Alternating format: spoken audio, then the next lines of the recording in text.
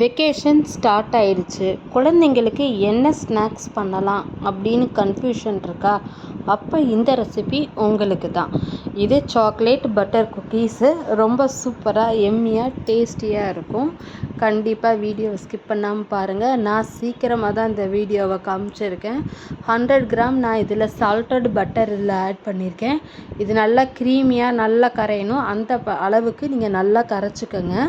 இப்போ வந்து நான் சுகர் பவுடர் ஆட் பண்ணியிருக்கேன். இதில் பெரிய டேபிள் ஸ்பூனில் 4 ஸ்பூன் வரும். இதில் ஒரு அரை கப்பு, சின்ன கப்பு இதில் நான் அரை கப்பு ஆட் பண்ணியிருக்கேன். கொஞ்சம் வெண்ணிலா எசன்ஸ் இதையும் சேர்த்துட்டு இந்த மாதிரி நீங்கள் பிளெண்டர் இருந்தால் யூஸ் பண்ணிக்கலாம். இல்லாத பட்சத்தில் இந்த மாதிரி இதுலேயே வந்து நல்லா இப்படி கலந்துவிட்டால் நல்லா க்ரீமி டெக்ஸ்சர் வர மாதிரி கலந்துக்கணும். இந்த கண்ணாடி பவுல் பார்த்துக்கோங்க. இதில் நான் ஒரு கப்பு ஃபுல்லாக சேர்த்துருக்கேன். 1/4 கப்பு கொக்கோ பவுடர், கொஞ்சோன்னு பேக்கிங் சோடா, இதில் 3 சேர்த்து நல்லா இப்போ நம்ம சலிச்சு எடுத்துக்கலாம். இந்த ப்ராடக்ட் எல்லாமே நீங்கள் சலிச்சுட்டு தான் சேர்க்கணும். அப்போ தான் வந்து நல்லா வரும். அப்போ வந்து பக்குவம் வந்து நீங்கள் இந்த குக்கீஸ் வந்து பண்ணுறதுக்கு நல்லா கலக்கணும். பெர்ஃபெக்டாக இருக்கணும் கன்சிஸ்டன்சி. நான் போடுற மெஷர்மெண்ட் எவ்வளோன்றதை நீங்கள் பார்த்துக்கோங்க. நான் கிராம் அளவில் மெஷர் பண்ணலை, பட் கப் அளவில் உங்களுக்கு காமிச்சிருக்கேன். அந்தளவு எடுத்துக்கோங்க. கொஞ்சம் உங்களுக்கு லூஸாக இருக்கிற மாதிரி தோணுச்சுன்னா கொஞ்சோண்டு நீங்கள் வந்து இதில் ஒரு 1/4 கப்பு, அதாவது 1/4 கப்பு வந்து நான் இதில் மொத்தமாக மாவு வந்து ஆட் பண்ணியிருக்கேன். நீங்கள் கோதுமாவும் சேர்த்துக்கலாம், மைதா மாவும் சேர்த்துக்கலாம். மில்க் பவுடர் இருந்தால் நீங்கள் 2 டேபிள் ஸ்பூன் இதில் நீங்கள் ஆட் பண்ணிக்கலாம் ஜல்லிச்சுட்டு. மில்க் பவுடர் இல்லைன்ற பட்சத்தில் 2 டேபிள் ஸ்பூன் மில்க் நான் இதில் ஆட் பண்ணியிருக்கேன். ஃப்ளேவருக்கு நல்லா டேஸ்ட்டுக்கும் கன்சிஸ்டன்சிக்கும். அதுக்கப்புறம் சோக்கோ சிப்ஸ் ஆட் பண்ணியிருக்கேன் நான் இதில். இப்போ ஒரு ஸ்கூப் எடுத்திருக்கேன்.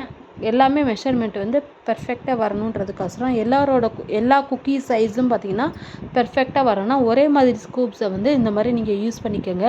உங்களுக்கு என்ன ஷேப் வேணுமோ அந்த ஷேப்பில் வந்து நீங்கள் பண்ணிக்கலாம். நான் இப்போ பால் ஷேப்பில் உருட்டிட்டு ஒரு ரவுண்ட் ஷேப் வைக்கிறேன். நான் இதில் ஒரு சின்ன மிஸ்டேக் பண்ணியிருக்கேன். அது என்னன்றதை இப்படியே காட்டுறேன் பாருங்கள். நான் சொல்கிறேன் உங்களுக்கு, ஸ்கிப் பண்ணாமே பாருங்கள்.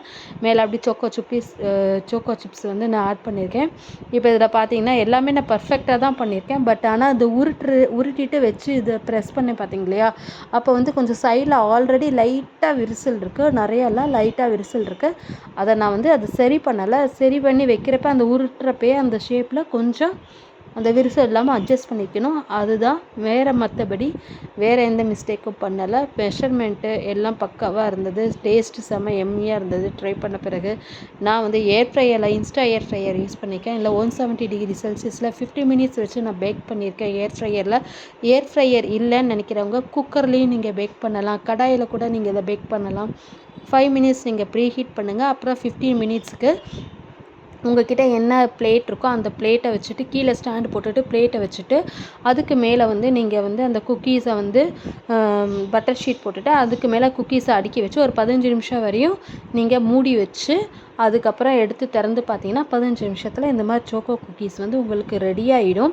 இந்த வீடியோ வந்து கண்டிப்பாக உங்களுக்கு பிடிச்சிருக்குன்னு நினைக்கிறேன். கண்டிப்பாக நீங்கள் ட்ரை பண்ணி பாருங்கள். எப்படி இருந்ததுன்றதை ட்ரை பண்ணிவிட்டு எனக்கு கமெண்ட் பாக்ஸில் சொல்லுங்கள். உங்களுக்கு அடுத்து என்ன ஸ்நாக்ஸ் ரெசிபி வேணுன்றதையும் நீங்கள் கமெண்ட் பாக்ஸில் மென்ஷன் பண்ணுங்கள். நான் செஞ்சு காட்டுறேன். அதுபோல் நான் வந்து இது பண்ணுறப்ப எனக்கு 10 to 12 குக்கீஸ் வரை எனக்கு கிடச்சது. அதுக்கு மேலே இன்னும் 2-3 கிடச்சது. ஆனால் பிள்ளைங்க அதுக்கு முன்னாடியே சாப்பிட்டுட்டாங்க. ரொம்ப எம்மியாக டேஸ்ட்டாக இருந்தது. நான் பாக்கி இருக்க குக்கீஸை வந்து இந்த மாதிரி ஏர்டைட்டில் கண்ணாடி பாக்ஸில் வந்து போட்டு நான் ஸ்டோர் பண்ணி வச்சுருக்கேன். இதை நீங்கள் ஃப்ரிட்ஜ்லேயும் ஸ்டோர் பண்ணி வச்சுக்கலாம். 1 வீக் வரையும். நீங்கள் 4 டேஸ்னாலும் நீங்கள் வச்சு சாப்பிட்டுக்கலாம். அதுக்கு முன்னாடி எங்கள் வீட்டில் எல்லாமே காலி ஆகிடுங்க. இந்த வீடியோ உங்களுக்கு ரொம்பவே பிடிச்சிருக்குன்னு நினைக்கிறேன். யூஸ்ஃபுல்லாக இருக்கும்னு நினைக்கிறேன். கண்டிப்பாக இந்த ரெசிபியை ட்ரை பண்ணிவிட்டு கமெண்ட் பாக்ஸில் போடுங்க. இன்னொரு புது ரெசிபியில் சந்திக்கிறேன். தேங்க்யூ, பாய்.